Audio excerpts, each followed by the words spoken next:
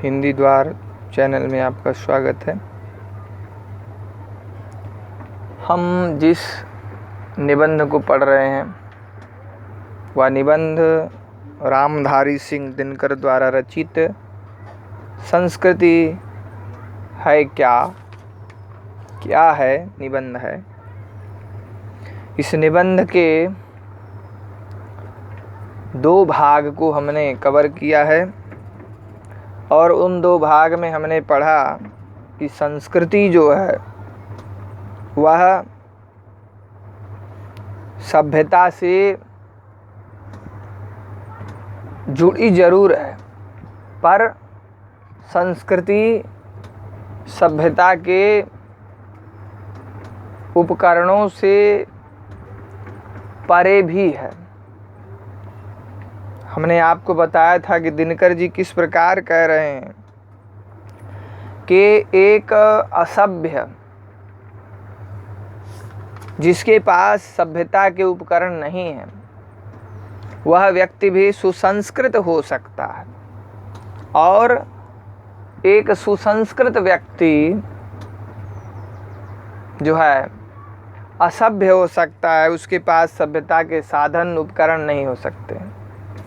इसका उदाहरण उन्होंने छोटा नागपुर की आदिवासी जनता और हमारे प्राचीन ऋषियों मुनियों से दिया है, जो कि जंगलों में रहते थे, प्राकृतिक आवास में रहते थे। उनके पास आज के तमाम जो है उपकरण और सभ्यता के साधन नहीं थे, लेकिन उन्होंने बहुत तरक्की की। वे हमारी दृष्टि में अधिक संस्कृत थे, बहुत सभ्य थे, संस्कृत थे। और आगे दिनकर जी ने बताया कि किस प्रकार संस्कृति और सभ्यता एक दूसरे पर जो है प्रभाव डालते हैं। संस्कृति और प्रकृति के भेद को भी हमने पढ़ा कि प्रकृति और संस्कृति में भी भेद है। प्रकृति पर नियंत्रण करके उसको अपने वश में करके हम सांस्कृतिक हो सकते हैं। जितना हम अपने प्राकृतिक रूपों पर, प्राकृतिक गुणों पर लगाम लगाएंगे, उन पर अंकुश रखेंगे, उतना ही हम सुसंस्कृत होंगे। आगे उन्होंने बताया कि संस्कृति सभ्यता की अपेक्षा बहुत महीन है। सभ्यता के उपकरण जो है दिखाई पड़ते हैं, ऊपर ही ऊपर हैं, लेकिन संस्कृति महीन है, बारीक है। वो ऐसे जैसे दूध में मक्खन, फूलों में सुगंध होती है। तो हम इतना तक हमने पढ़ा, उसके आगे हम लोग फिर पढ़ें। एक बात और है कि सभ्यता के उपकरण जल्दी से बटोरे भी जा सकते हैं, मगर उनके उपयोग के लिए जो उपयुक्त संस्कृति चाहिए वह तुरंत नहीं आ सकती। जो आदमी अचानक धनी हो जाता है या यकायक यकबायक किसी ऊंचे पद पर पहुंच जाता है, उसे चिढ़ाने के लिए अंग्रेजी में एक शब्द अपस्टार्ट है। अपस्टार्ट को लोग बुरा समझते हैं, और इसलिए बुरा नहीं कहते, नहीं समझते कि अचानक धनी हो जाना या यकाबक ऊंचे पर पहुंच जाना कोई बुरी बात है, बल्कि इसलिए कि धनियों तक ऊंचे ओहदे वालों की जो संस्कृति है वह तुरंत सीखी नहीं जा सकती। इसलिए ऊंचे ओहदे पर पहुंचा हुआ व्यक्ति यदि पहले से अधिक विनयशील ना हो जाए तो वह चिढ़ाने लायक हो जाता है। इस पैराग्राफ में, अनुच्छेद में दिनकर जी यह स्पष्ट कर रहे हैं कि जो सभ्यता के उपकरण हैं, यानी मकान, गाड़ी, है ना, अच्छा हैंडसेट, मोबाइल, लैपटॉप, कंप्यूटर, तमाम जो उपकरण हैं, हम इनको जल्दी से इकट्ठा कर सकते हैं, कलेक्ट कर सकते हैं, लेकिन जो इनका उपयोग है, इनके उपयोग के लिए जो उपयुक्त संस्कृति चाहिए जो एडेक्वेट है, अनुकूल जिसको कहते हैं, वह संस्कृति हमारे में तुरंत नहीं आ सकती। मैं एक उदाहरण दे रहा हूँ। मान लीजिए किसी को कंप्यूटर चलाने नहीं आता है, कुछ नहीं जानता है, अपने घर में ले आकर के कंप्यूटर रख दे, सजा दे, तो उपकरण तो जुटा लिया, साधन तो जुटा लिया, लेकिन वह संस्कृत नहीं है, वह संस्कृत नहीं कहा जा सकता, क्योंकि उसने उसके उपयोग की जो संस्कृति है, उसका जो तरीका है, उसको उसने सीखा ही नहीं है। तो वह यह जो उपकरण है कंप्यूटर, उसके लिए क्या हुआ, इसका कोई प्रयोजन नहीं है जब तक कि वह इस संस्कृति को अपना न ले। कैसे चलाया जाता है, कैसे प्रोसेस है, इसको जब तक सीख नहीं लेता है तब तक वह उपकरण, जैसा कि मैंने कहा कंप्यूटर क्या है, उसके लिए बेकार है। यही दिनकर जी कह रहे हैं कि वह संस्कृति तुरंत नहीं आ सकती है, भले उपकरण आप बटोर लीजिए। जो आदमी अचानक धनी हो जाता है या एकाएक, यकाबक यक इन्होंने लिखा, वही एकाएक जिसको आज कहते हैं, अगर किसी ऊंचे पद पर पहुंच गया है, हाई पोस्ट पे चला गया है, तो उसे चिढ़ाने के लिए बता रहे हैं, अंग्रेजी में कहा जाता है अप स्टार्ट, यानी अभी अभी इसने कदम रखा है। और कह रहे हैं कि अप स्टार्ट को लोग बुरा समझते हैं, और इसलिए बुरा नहीं समझते कि अचानक धनी हो जाना या ऊंचे पद पर पहुंच जाना कोई बुरी बात है। इसलिए कि धनियों और ऊंचे ओहदे वालों की जो संस्कृति है, जो हाई पोस्ट के रिच फैमिलीज़ की जो संस्कृति या कल्चर है, वह तुरंत हम सीख नहीं सकते। उनकी संस्कृति और है, उनकी संस्कृति और है, उनका तौर तरीका अलग है। इसलिए जो ऊंचे पद पर पहुंचा हुआ व्यक्ति है, जो व्यक्ति अभी हाल फिलहाल में ऊंचे पद पर पहुंचा, अगर वह विनयशील नहीं होता, नम्र नहीं बनता है, तो भैया वो चिढ़ाने लायक है ही, क्योंकि उसके अंदर वो नम्रता है नहीं, वो तरीका नहीं है, वो शिष्टाचार नहीं है, जो कि ऊंचे पद पर रहने वाले लोगों में जो ऑलरेडी हैं, पहले से हैं, उनमें जो शिष्टाचार, जो नम्रता है, उसमें नहीं है, जो अचानक पहुंच गया। क्योंकि अचानक जो पहुंचेगा वो अपने पद प्रतिष्ठा पे जो है अहंकार करेगा, उसको ईगो हो जाएगा। लेकिन जो पहले से इस पद पर हैं, काम कर रहे हैं, उनके अंदर ये ईगो नाम की चीज़ नहीं रहेगी, ख़त्म हो जाएगी। यही दिनकर जी कहना चाहते हैं। आगे देखें, इसमें मुझे नहीं लगता आप कुछ समझाने लायक है। संस्कृति ऐसी चीज़ नहीं जिसकी रचना 10, 20 या 150 वर्षों में की जा सकती है।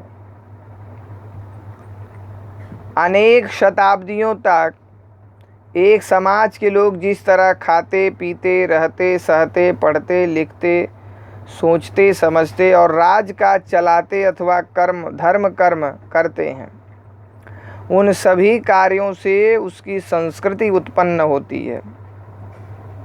हम जो कुछ भी करते हैं उसमें हमारी संस्कृति की झलक होती है।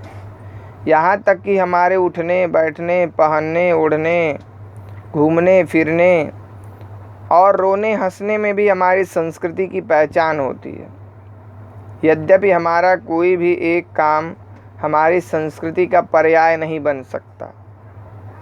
असल में संस्कृति जिंदगी का एक तरीका है, और यह तरीका सदियों से जमा होकर उस समाज में छाया रहता है जिसमें हम जन्म लेते हैं। इसलिए जिस समाज में हम पैदा हुए हैं अथवा जिस समाज से मिलकर हम जी रहे हैं, उसकी संस्कृति हमारी संस्कृति है।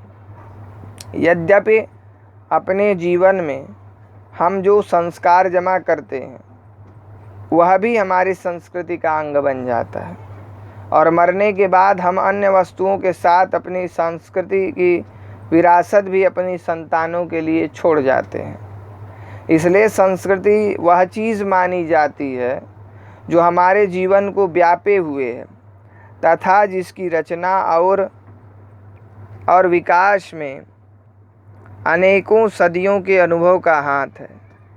यही नहीं बल्कि संस्कृति हमारा पीछा जन्म जन्मांतर तक करती है।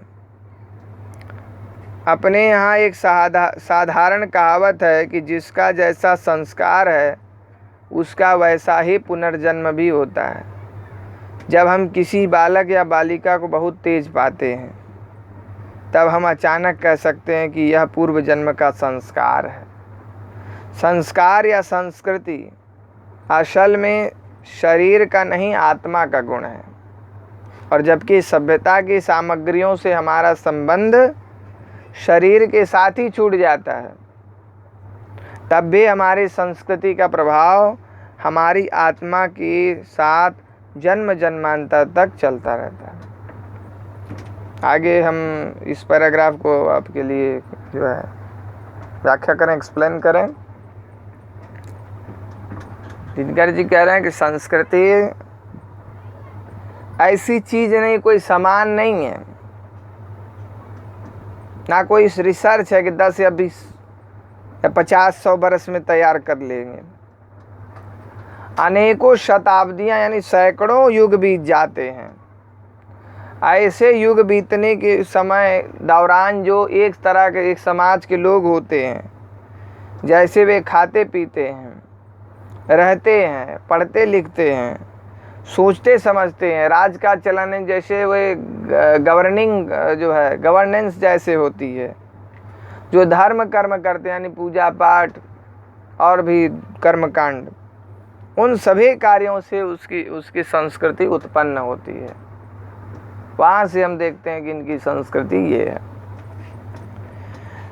हम जो भी कुछ भी करते हैं उसमें हमारी संस्कृति की झलक होती है। यहाँ तक कि हमारे उठने बैठने में, पहनने ओढ़ने में, घूमने फिरने और रोने हंसने में भी हमारी संस्कृति की पहचान होती है। यद्यपि हमारा कोई भी एक काम हमारी संस्कृति का पर्याय नहीं बन सकता। पर्याय यानी उसका सिनोनिम्स नहीं है कि हम ये काम कर रहे थे हमारी संस्कृति का पर्याय बन गया, इससे हम मान ले यही संस्कृति है। दूसरा किसी और तरह से उठना बैठना क्या हुआ? अधिकांशतः हमारे समाज में हम कहें, अब देखिए, अब मैं एग्जाम्पल दे रहा हूँ आपको उठने बैठने कैसे, कि जब भी कोई ज़मीन पर बैठता है तो पलथी मार के बैठ जाता है। तो ये हमारे संस्कृति का एक लक्षण हो सकता है, लेकिन ये पर्याय नहीं हो सकता, क्योंकि उसी संस्कृति में कोई और व्यक्ति है जो पलथी मार के ज़मीन पे ना बैठे, पाँव मोड़ के बैठ जाए, है ना, गोमुखासन जो होता है उस मुद्रा में बैठ जाए, उस पोज में बैठ जाए कि अपने घुटनों को मोड़ ले और एड़ियों के ऊपर जो है बैठ जाए। इस पोजीशन में भी बैठ सकता है। कोई व्यक्ति ज़मीन में बैठे तो पाँव फैला के बैठ सकता है। ये मैंने कहा उठने बैठने के तरीके हैं। पहनना ओढ़ना में भी हम पर्याय नहीं मान सकते। कोई धोती कुर्ता पहन रहा है, कोई पैंट शर्ट पहन रहा है, कोई कुर्ता पजामा पहन रहा है, तो ये पर्याय नहीं हो सकता। एक संस्कृति की पहचान है। अब क्या है, ये एक पर्व विशेष तक सीमित रह गया है कि हम लोग कोई पर्व या त्यौहार आता है तो अपनी संस्कृति को झलकाने के लिए, दिखाने के लिए, अपने जो संस्कृति की पहचान के रूप में मानते हैं अपना जो है पोशाक, अपनी पोशाक पहन लेते हैं। जैसे महिलाएं साड़ी पहन लेती हैं, पुरुष वर्ग जो है अपने उत्सवों के दौरान धोती कुर्ता पहन लेते हैं, कुर्ता पजामा पहन लेते हैं। तो इस तरह का रोने हंसने में भी हमारी संस्कृति की पहचान होती है। घूमने फिरने का भी है कि घूमने फिरने का है कि संस्कृति का पहचान ये है कि किसी का उत्तर भारत का है तो पहाड़ी एरिया में जो है घूमेगा, अंचल में भ्रमण करेगा, जगन्नाथ, बद्री, केदार, हिमालय ये सब देखेगा। दक्षिण भारत का है तो वहाँ की पहाड़ियों वादियों को देखेगा, उत्तर भारत में आने का उसका मन करेगा। ये घूमना फिरना हुआ। रोने हंसने में भी हमारी संस्कृति इसलिए है कि मैं एक छोटा सा एग्जांपल दे रहा हूँ। कोई शोक या दुख पड़ता है तो जब वह रोएगा तो उस रोने में उसकी जो बोली है, उसकी जो भाषा है, उसको अभिव्यक्त करेगा, उसको उस भाषा के शब्दों का इस्तेमाल करते हुए जो है रोएगा। तो भाषा भी संस्कृति की एक संस्कृति का अंग है।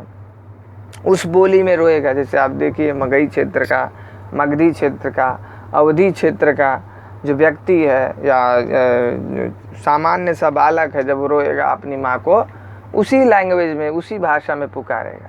तो इससे भी उस क्षेत्र की संस्कृति जो है झलकती है। ठीक है। लेकिन यही दिनकर जी कह रहे हैं कि हमारा कोई भी एक काम हमारी संस्कृति का पर्याय नहीं बन सकता। इसको हम सिनोनिम्स कहें कि यही भाई हमारी संस्कृति है, तो ये हम नहीं कह सकते।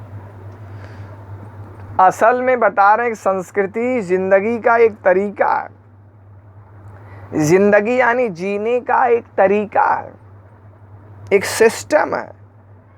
और यह तरीका सदियों से जमा होकर के हमारे समाज में है, छाया हुआ है, जिसमें हमने जन्म लिया है। इसलिए समाज में, जिस समाज में हम पैदा हुए हैं, जन्म लिए हैं, और जिस समाज से हम मिल करके आज जी रहे हैं, उसकी संस्कृति हमारी संस्कृति है। लेकिन इसके अलावा भी हम अपने जीवन में जो संस्कार जमा करते हैं वह भी हमारी संस्कृति का अंग बन जाता है। संस्कार क्या है? हम विदेश गए तो वहाँ से कुछ अच्छी बातें सीखे, वहाँ के खान पान के स्टाइल, खान पान के तौर तरीक़ों को हम अपने देश में ले आए, अपने परिवार में ले आए, तो वो हमारी संस्कृति का अंग बन गया। अब मरने के बाद क्या हुआ? जैसे सभी वस्तुएं, संस्कार, जो सभ्यता के उपकरण हैं, हम अपने संतान के लिए छोड़ जाते हैं, हमारे पूर्वज जैसे कहें, वैसे सांस्कृतिक विरासत भी हम अपनी संतान के लिए छोड़ के चले जाते हैं। इसलिए दिनकर जी कह रहे हैं कि संस्कृति वह चीज़ मानी जाती है जो हमारे जीवन में व्याप्त है, मानव जीवन में व्याप्त है, और इसकी रचना और विकास में किसी एक व्यक्ति का हम कहें तो योगदान है, तो यह कहना बिल्कुल ही गलत होगा। इसमें अनेक सदियों का योगदान है, ऐसा दिनकर जी कह रहे हैं। मैं कहूँ जैसे आप सॉइल फॉर्मेशन पढ़ते हैं, मृदा निर्माण, जैसे मिट्टी का निर्माण 1, 2, 20, 30 बरस में नहीं होता, हजारों हजार बरस लग जाते हैं तब जा कर के मिट्टी बनती है, सॉइल बनती है। आप पढ़े होंगे मृदा निर्माण कैसे होता है ज्योग्राफी में। तो इसलिए कहते हैं कि बल्कि संस्कृति हमारा पीछा जन्म जन्मांतर तक करती है, जितने हमारे जन्म होते हैं। क्योंकि हमारे यहाँ जो है भारतवर्ष में मान्यता है जन्मांतर की, पुनर्जन्म की मान्यता है, रीबर्थ। तो दिनकर जी कह रहे हैं कि ये जन्म जन्मांतर तक हमारा पीछा नहीं छोड़ती है संस्कृति। क्योंकि बताते हैं कि हमारे यहाँ साधारण सी कहावत है कि जिसका संस्कार जैसा होता है उसका वैसा पुनर्जन्म होता है, उसी तरह का जन्म फिर से लेता है। बता रहे हैं कि जब किसी बच्चे को, लड़की या लड़की को हम देखते हैं वो थोड़ा तेज है, ब्रिलियंट है, तो तुरंत हम कह देते हैं कि ये पूर्व जन्म का संस्कार है उसका। इसलिए दिनकर जी कहते हैं संस्कार या संस्कृति असल में शरीर का नहीं, आत्मा का गुण है। शरीर का कुछ गुण नहीं है, शरीर की कुछ क्वालिटी नहीं है, ये आत्मा का गुण है, आत्मा की क्वालिटी है। इसलिए जो सभ्यता की सामग्रियां हैं, घर, मकान,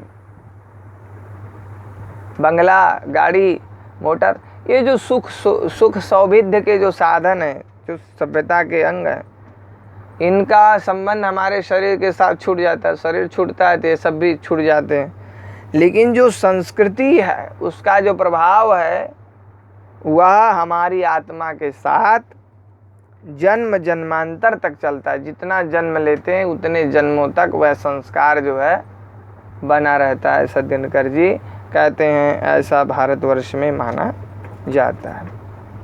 मैं आगे नहीं पढ़ाऊँगा, आप वीडियो यहीं पे ख़त्म कर रहा हूँ, क्योंकि जो आपका ये चैप्टर है संस्कृति क्या है, यह 12 का लास्ट चैप्टर है। इसके बाद से आपका सिलेबस जो है लगभग कंप्लीट ही हो जाएगा।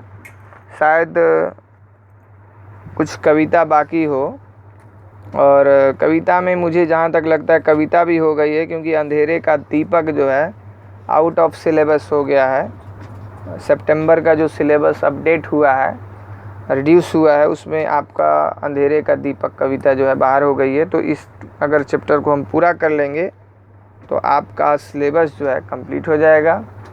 फिर नेक्स्ट वीडियो मिलेंगे, तब तक के लिए धन्यवाद।